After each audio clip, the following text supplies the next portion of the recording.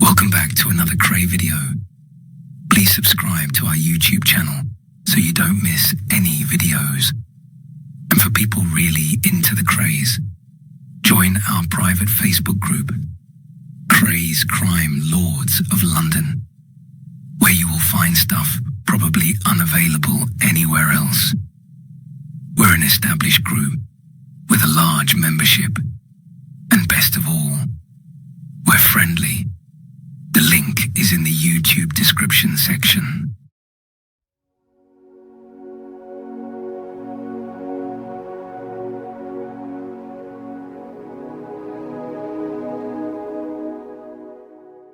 Hello, and welcome back to the final part of my story. In the previous episode, I was talking about Broadmoor Hospital, where I now live, and I will now continue from where I left off last time. My own room here in the hospital is very brightly coloured, and I have made it very comfortable. The colours I like are yellow and peach, and nearly everything in my room is in these colours. I have floral curtains and a floral bedspread. I have a few ornaments and a few photographs. I have my record player and my books. I spend most of my life in this room, and I am happy here. In this block, there are no bars on the windows because the glass is unbreakable. For the first time in nearly 25 years, no bars on the windows. I have turned this room into a home, but not all the patients do. Some leave their rooms completely bare and leave the hospital issue bedding on their beds. It's as if they are refusing to accept that the hospital is their long-term home.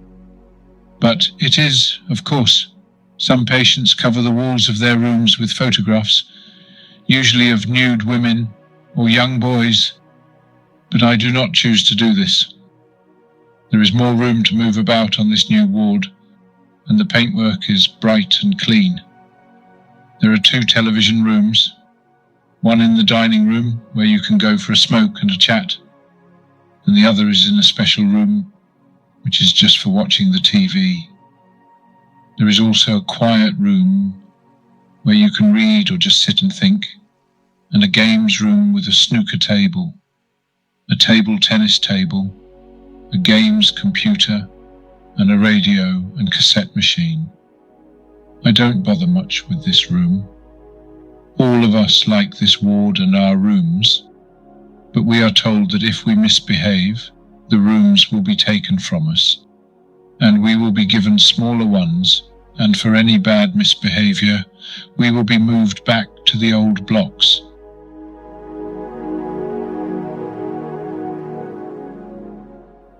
Another reason we don't want to move back is that in this new ward we have our own laundry with washing and drying machines and a good shower and bathroom. It's not like life on the outside, of course. It can never be that, but it's 1,000 times better than what we had. Now I expect some people on the outside, including MPs, will be saying what I have described is too much for madmen, that they are making life too soft for us. Believe me, although our surroundings are better, life in Broadmoor is as tough as it ever was. It is a hard place to be. As recently as 1988, the Health Advisory Service compiled a report on Broadmoor which condemned the hospital. It said that changes should be made on 256 separate issues, ranging from the management and day-to-day running of the hospital to more effective ways of treating and rehabilitating patients. The report was concerned about the widespread use of drugs on patients by doctors and nurses, and that concern has been repeated in recent television documentaries. One, in 1993, exposed a doctor here who, it was claimed, has bullied patients and carried out drug experiments on them. Some of his male patients even started to grow female breasts. 3 patients have died in drug-related incidents in the past 7 years. An inquest on a patient called Orville Blackwood, Heard how he died within 3 minutes of being given a drug to control his behavior. Blackwood, who was suffering from schizophrenia and depression, was given the drug when he became violent on Abingdon Ward. The pathologist said he did not believe that Blackwood died from natural causes. He said his death was due to heart failure caused by phenothiazines, which are calming drugs.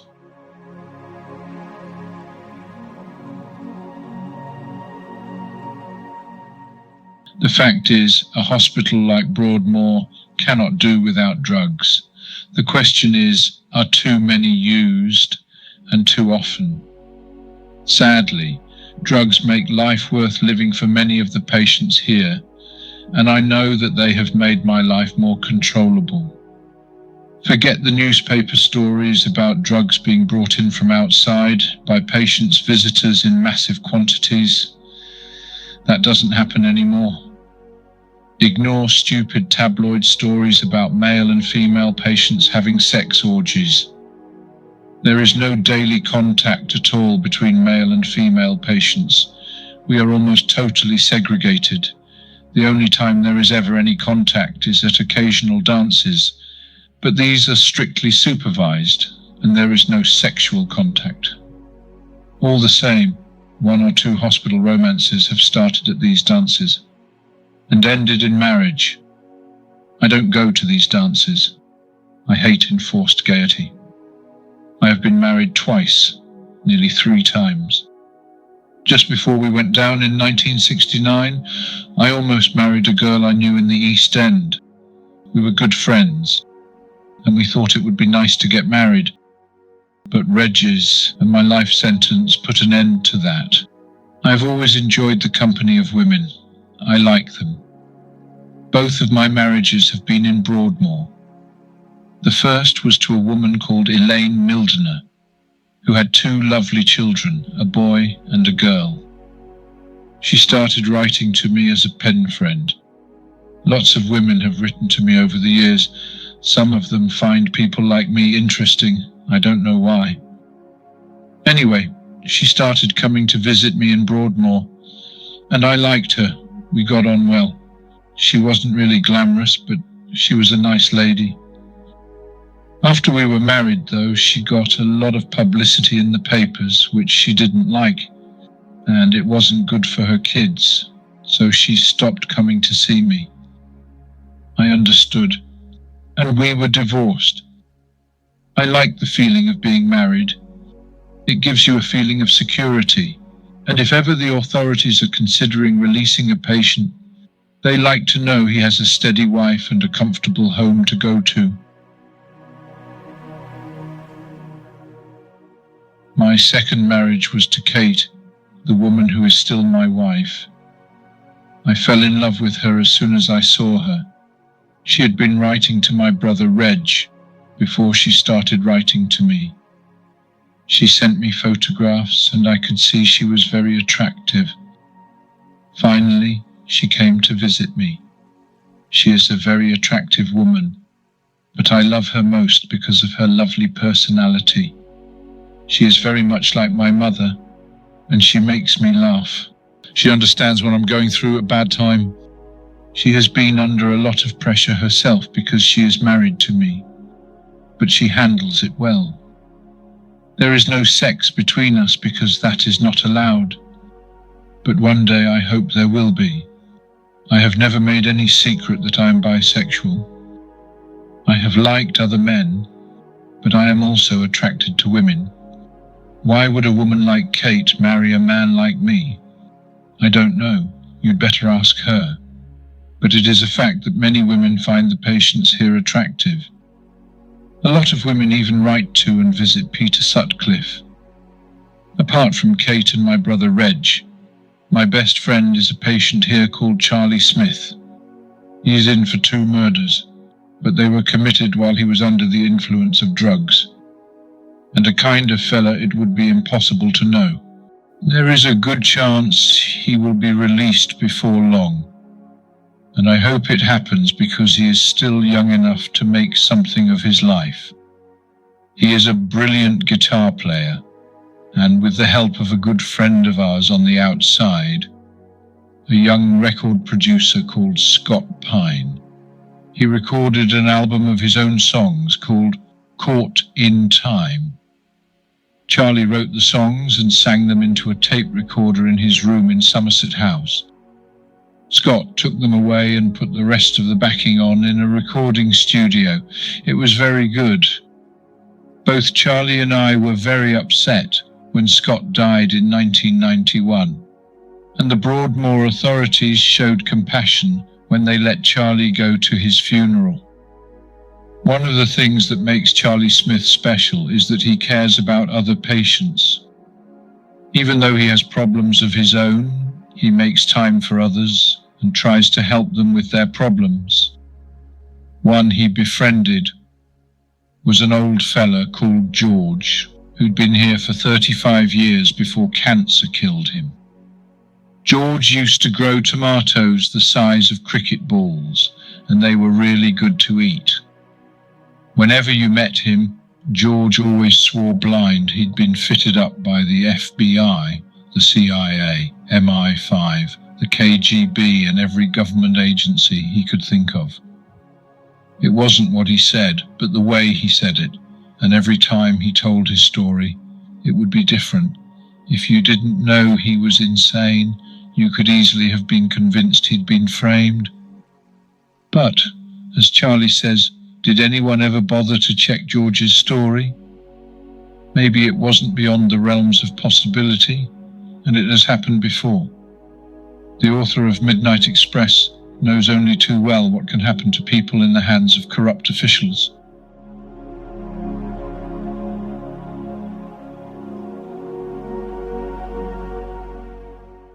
So, this is my life, and, in my way, I am happy with it. As happy as I can be. My philosophy is this: I believe we are all just like actors on a stage. We are each given parts to play, and we have to play them to the best of our ability. We may not like the role we have been given, but we mustn't grumble about it. It is not up to us to question the part that has been given us. Look around. You will find there are people with worse parts to play, and others with better parts. But we must see it through to the end, to the evening of life, until the sun goes down, and hope for a worthy ovation. We must consider the other actors on the stage, our friends and the people we love, even the people we hate. We must not take for granted the good things about ourselves that God has given us, and the beauty of the things around us for all of us to see. There is none so blind as those who will not see, and none so deaf as those who will not hear. Those are my sincere beliefs.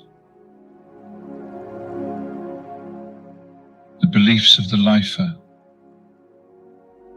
The years roll by, and you can see the winter turn to summer by the sky. Home seems far away. How much longer within these walls must I stay? I say a prayer for my fellow men behind bars, who gaze up to freedom at the stars. We think things are bad for us, but there are crippled children who make no fuss. Let us awaken from our sleep and be as free as sheep. Let our hearts soar high as birds in the sky. As we think of being free, as at long last the end of the road we can see. And I would ask you to think about the words of a poem I wrote about Broadmoor.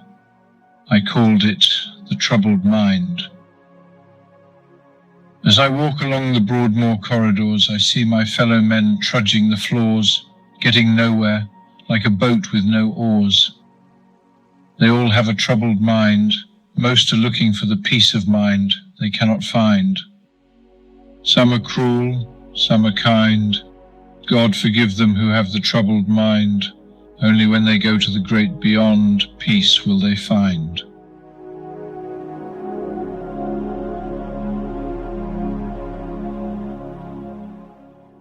I'm 60 years old now. I've been locked up for 25 years. That's what people don't remember. They forget we've been away for so long. People still think we're young, like the photographs show us, like the film about us. But we're not young, not anymore. Me and Reg, we're old men now. When we were about 35, we used to weigh 12.5 stone. We were rock solid, and my neck used to measure 17 inches. It doesn't anymore, and these days, I weigh under 11 stone. These days, I'm really skin and bone, but I'm still not frightened of anyone or anything. I've never been frightened, not once in my life.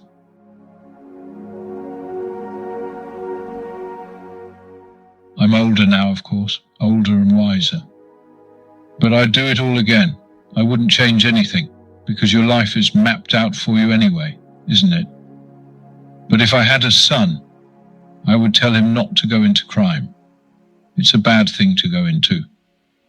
Kids should go into sport, boxing, football, running. They can make money at it, and it's good for them. Sport is a good thing. Crime is no good. I can never escape from my notoriety as a criminal. I hit the headlines yet again, in June 1993. The Star devoted most of its front page to a story headlined, "Ronnie Kray chokes nutter." Their story said, "Gangland killer Ronnie Kray has tried to strangle another Broadmoor inmate." The victim was seconds away from being throttled to death when staff prized Kray's hands from around his throat. The facts are these. The doctors at Broadmoor were bringing my medication level down. They were trying to see if I could do without my drugs. This was a difficult time for me, as my body tried to adjust. I was depressed. The weather was hot. The atmosphere was oppressive. I was doing all right, but a patient called Lee Kiemender kept trying to wind me up. Everyone here regards him as a pest. Normally, I would just have told him to fuck off. Unfortunately, with all my problems, when he kept trying to G me up, I just snapped. I went for him. I didn't really hurt him, but I could have. I think he will stay away from me in future. The authorities at Broadmoor didn't punish me because they knew they were partly to blame for the problem. My life still goes on as normal. My medication is down a bit, which is a good sign. But the publicity I had over that incident will almost certainly count against me in the future. I don't worry too much about that. I hope it won't badly affect Reg, though, because this had nothing to do with him. It's just another chapter in my story, I suppose. It was the first bit of trouble I have had for a long time. It wasn't a major incident, but it still got splashed all over some of the newspapers. It's just part of the price I know I have to pay. I don't think about the future anymore. It's too late for most things now.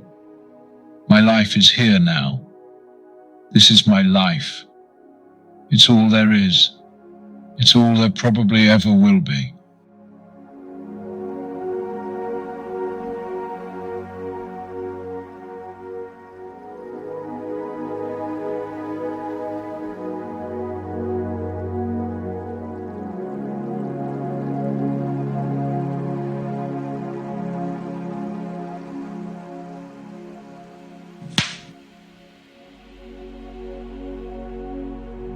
Thank you for watching. If you enjoyed the video, please join our Facebook group. It's called Krays Crime Lords of London. We're a friendly moderated group with over 1,000 Kray and other celebrated gangster videos available for view. There's also thousands of images in the photos sections. The link for the group is in the YouTube description section. I hope